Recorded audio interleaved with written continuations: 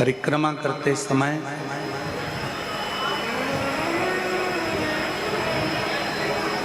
या भगवान की किसी तीर्थ की परिक्रमा कर रहे हो, मंदिर में दर्शन कर रहे हो, स्मरण कर रहे हो, कभी कोई अनुष्ठान खाली पात्र के सम्मुख में नहीं होता। उस अनुष्ठान को भरे पात्र के सामने किया जाता है। और शिव महापुराण की कथा कहती है, भगवान शिव की 5वें नंबर की पुत्री देव, जो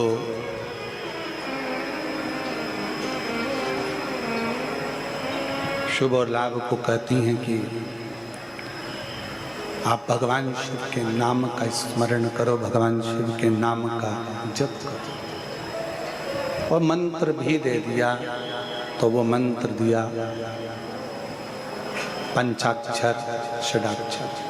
ओम नमः शिवाय, ओम नमः शिवाय।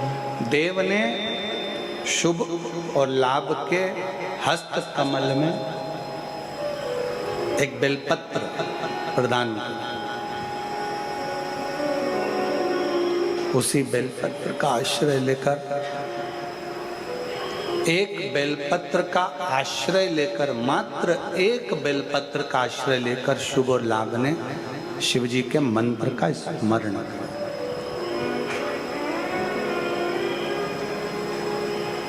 मेरी जीजियों, मेरे जीजाओं, मेरी बेटियों, बेटाओं, मेरी माताओं, मेरे भाई, मेरी बहनों,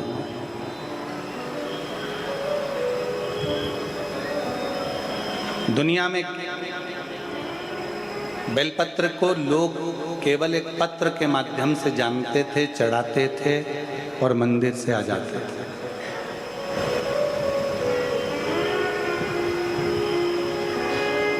आज लोगों को एक बेलपत्र की महत्वता मालूम पड़ी है कि एक बेलपत्र में कितना बल होता है, एक बेलपत्र में कितना बल है।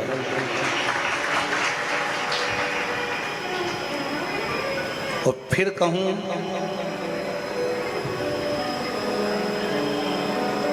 कभी जिंदगी में जब जब कहीं आपको लगता है कि मेरी उलझनें बढ़ रही हैं और उलझनें समाप्त नहीं हो रही हैं, या आपको लगता है कि मुझे बहुत आगे बढ़ना है, पर मुझे ऐसा लगता है कि मैं जितने कदम चलता हूँ उसके बाद फिर वापस पीछे आकर खड़ा हो जाता हूँ, फिर पुनः पीछे आ जाता हूँ, तब एक बेलपत्र का आश्रय लीजिए। भले वो तुम्हारे पास में रोज अगर बेलपत्र ना मिले तो शिव जी की चढ़ी हुई बेलपत्र उठा लो, हाथ में उसको रखकर अपनी कामना कर कर बाबा से पंचाक्षर षडाक्षर मंत्र का स्मरण कर कर या श्री शिवाय नमस्तुभ्यम को जप कर बाबा को अपने मन का भाव कहकर उस बेलपत्र के माध्यम से भगवान शिव को अपने हृदय की बात, भगवान शंकर को अपने दिल की बात बाबा देव अधिदेव महादेव से कहो, समर्पित।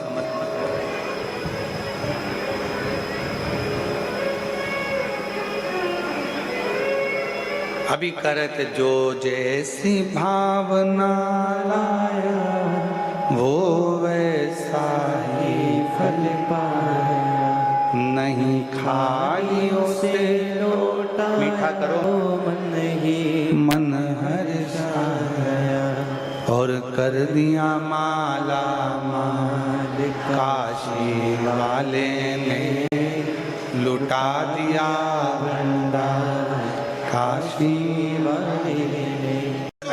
उसकी दरवाजा, उसका द्वार, चलो मैं तुम्हें यहाँ भी, ना ना मुझे मेरे बाप के घर ले चलो, वहां जाऊंगी, रहूंगी, उससे विनय करूंगा, होगा।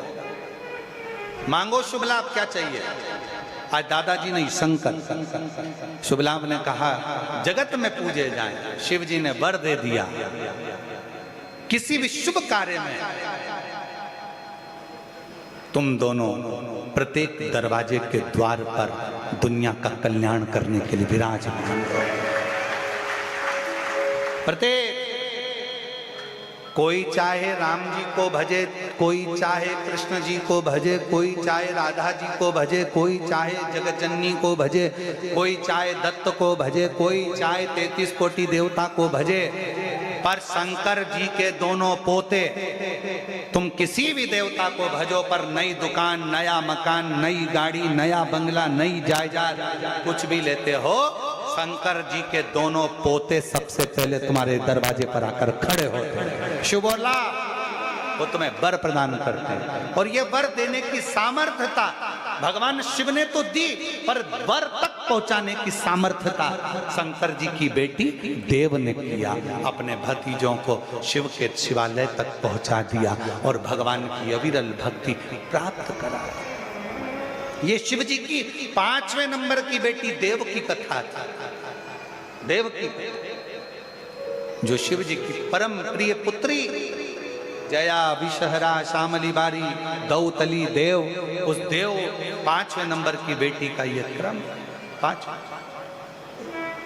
शंकर को समर्पित करते हैं तो शंकर तुम्हारे घर के जल की तरंगों से समझ जाता है कि तेरे घर में तकलीफ कितनी चल रही है, कितना दुख है, कितना कष्ट है, कितना कितना दुख तेरी जिंदगी में चल रहा है, वो जल से समझ जाता है।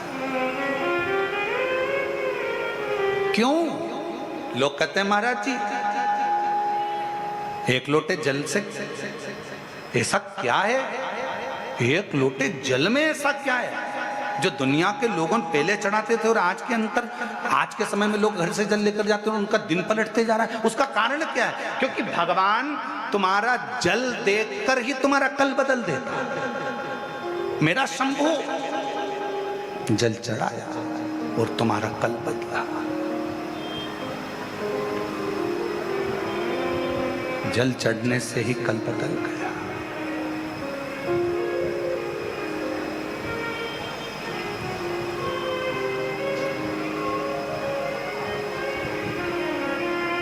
और वो जल, कई लोग कहते हैं महाराज जी घर में से जल लेकर जाते हैं तो घर का मटका तो झूठा होता है ना, तो नदी का जल वो भी तो झूठा है, मछली का वो भी तो झूठा है, मछली का वो भी तो झूठा है, मगर का वो भी तो झूठा है, कछुए का वो भी तो झूठा है, जलचर का वो भी तो झूठा है, उसमें रहने वाले जीवों का।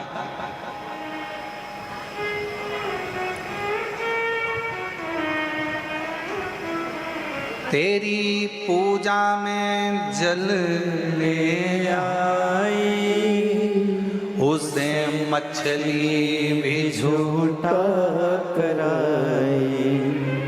तेरी पूजा में जल ले आई, उसे मछली भी झूठा कराई। जल कैसे चढ़ाऊं भोले कैसे जाऊं महादेवा,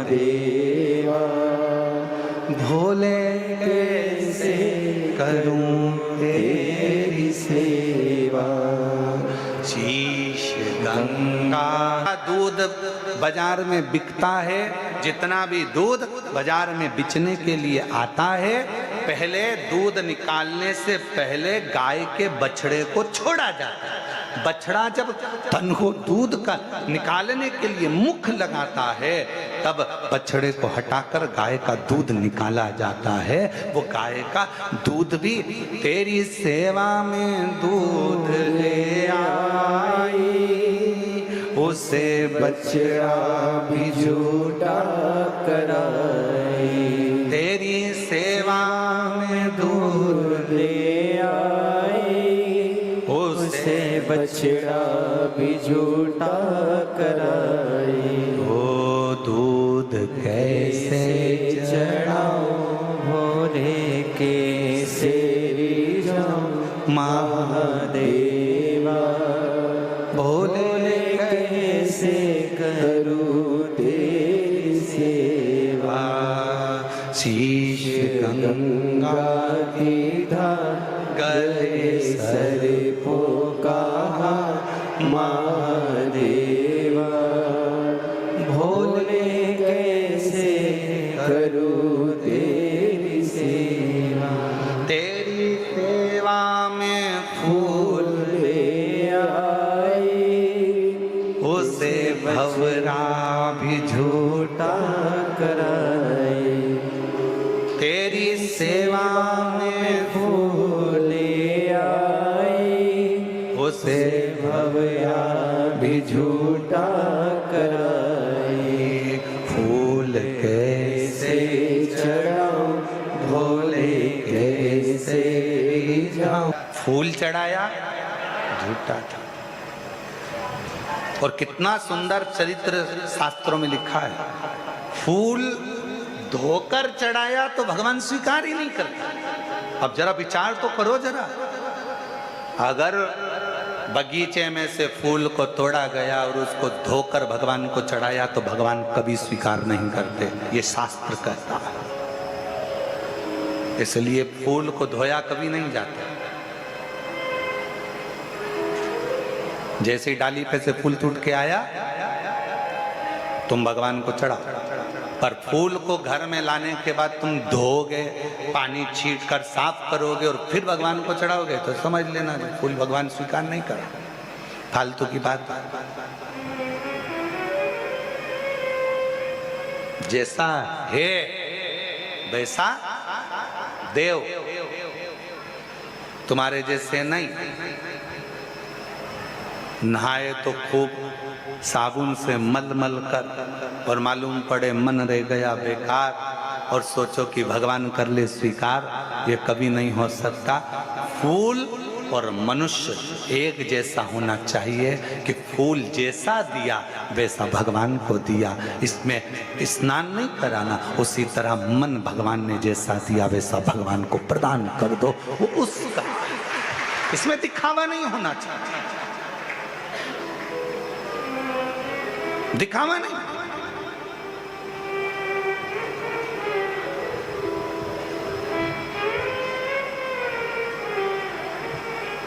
कई लोग कहते हैं गुरुजी हम घर से पानी भर के लेके जाते हैं। अब किसी ने कहा गुरुजी घर से पानी लेकर जाते हैं, मटके का पानी है, नल कभी कभी नहीं आता, कभी कभी लाइट नहीं रहती तो बोरिंग से नहीं भराता, हमारे घर में रखा हुआ पानी तो बासी हो गया। थोड़ा ध्यान देना, पानी तो बासी हो गया। शास्त्र कह रहा है, शिव चरित्र कह रहा है, भगवान शंकर की कथा कह रही है, वायु, अग्नि, जल, पृथ्वी, आकाश कभी बासी नहीं होता, वो हमेशा ताजा की ताजा ही रहता है। अब तुम बीमार पड़े हो, हॉस्पिटल में पड़े हो और वो ऑक्सीजन की मशीन लाके तुम्हारे मुंह में लगाया, अब उससे कह दो ये तो कल की है, बासी है, मैं नहीं लगाऊंगा, दूसरी ला। अब वो कहेगा मशीन है रे, ऑक्सीजन की, बासी मशीन नहीं है, हवा चाहिए, यहाँ तो प्राण चाहिए, जीवन चाहिए। और तुम्हारे घर में बैठो और घर में बैठे बैठे कह दो आज मैं कल की वायु है इसलिए नाक में से मैं वायु लूंगा ही नहीं, ये तो बासी है, ताजी लूंगा, इतने में तो निपट जाएगा, राम नाम सत्य हो गया। वायु बासी नहीं होती। अब मालूम पड़े प्यासे थे, अंतिम क्षण हो गया, मर रहे हो, प्राण छूट रहे हैं, इतने में किसी ने कह दिया 2 बूंद पानी पिला दो, जल्दी से होश आ जाएगा। और पास में पड़े हुए लोटे में कल का है, मत पिलाना मेरे को, कल का बासी है, ताजा पिलाओ, ताजा। अब मालूम पड़े कुआं खोदने गए, बावड़ी पे गए, नल में गए और पानी लेके आए, इतने में निपट गए। और फिर हम सबसे कह रहे हमारे काका जी तो हमेशा ताजा यूज करते थे, ताजा, इसलिए बासी पानी भी नहीं पिए, निपट गए। ए भैया, ऐसी लंबी नाक मत लगाना ताजी और बासी की। मेरे शंकर भगवान नहीं कहते कि ये बासी है, अग्नि ताजी है, बासी है मत देखो। अग्नि, जल, वायु, पृथ्वी, आकाश, ये सब हमेशा ताजे की ताजे रहते हैं, भगवान को समर्पित हो सकते। पृथ्वी कभी बासी नहीं होती, अग्नि कभी बासी नहीं होती, जल कभी बासी नहीं होता, आकाश कभी बासी नहीं होता, वायु कभी बासी नहीं होती, वो ताजी है, ताजी। पर ना जाने कौन कौन से ऐसे नियम लागू कर देते हैं लोग बाग।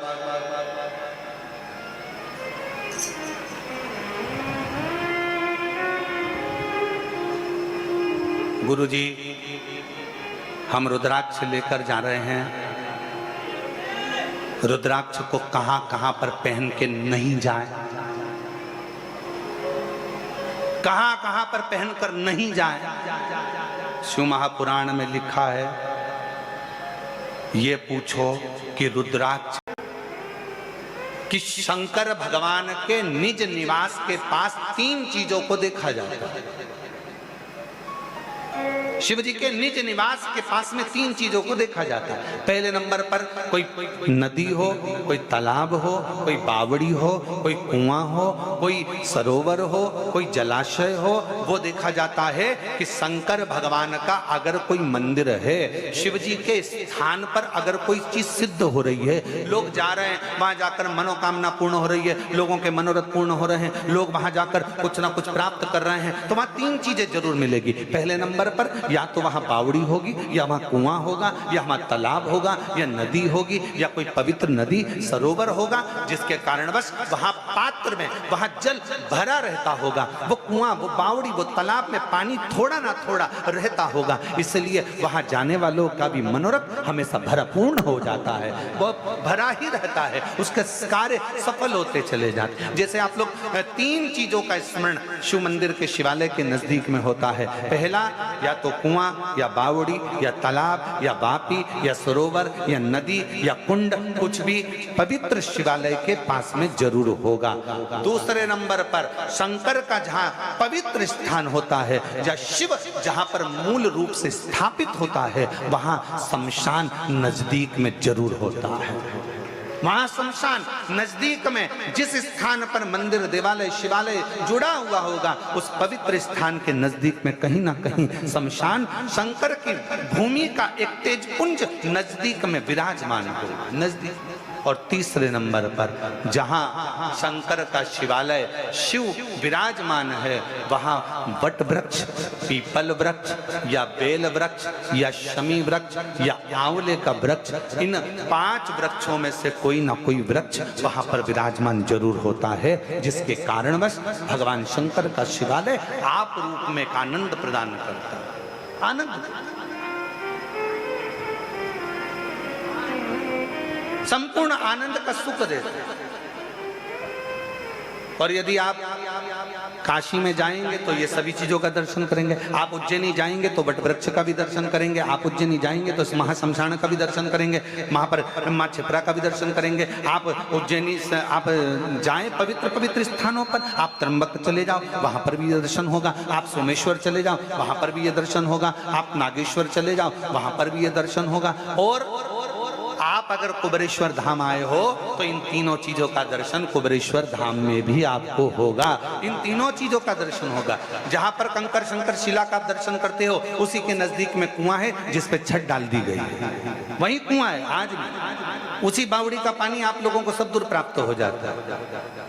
वहीं कंकर शंकर के ही इस पवित्र प्रांगण में, इसी शिवालय के नजदीक में पूरे शंकर जी का जो पूरा प्रांगण है, इस पूरे प्रांगण में जहां लगभग 35 से 40 एकड़ जगह में जो ये पवित्र स्थान बना हुआ है, उसके पवित्र स्थान के ही बिल्कुल लगे हुए में शमशान, पीछे की ओर शमशान, और उसी पवित्र स्थल में भगवान शंकर के मूल बेलपत्र वृक्ष, उसी का मूल बट वृक्ष, उसी का मूल पीपल वृक्ष, इसी शिवालय के, इसी कुबेरेश्वर धाम की भूमि पर विराजमान है। भगवान शंकर का मूल स्थान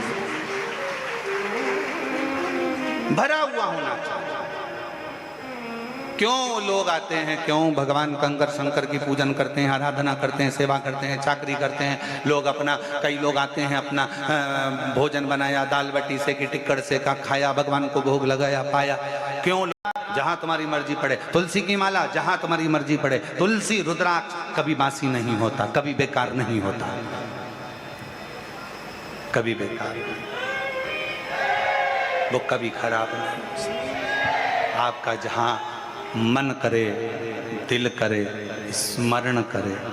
और कहते हैं, शास्त्र कहता है, शिव पुराण कहती है, गले में अगर रुद्राक्ष पड़ा है ना, तुम अगर बेकार जगह पर जाने का प्लान भी बना रहे हो ना, तुम्हारे सामने धागे में से लटकता हुआ आएगा और तुम्हारे दिल को बदल देगा और तुम्हें गलत जगह से हटाकर अच्छी जगह पर ले जाएगा। और रुद्राक्ष का कार्य ही यही है, वो रुद्राक्ष का कर्म ही यही है। एक पत्र है, अच्छा है, देखिए।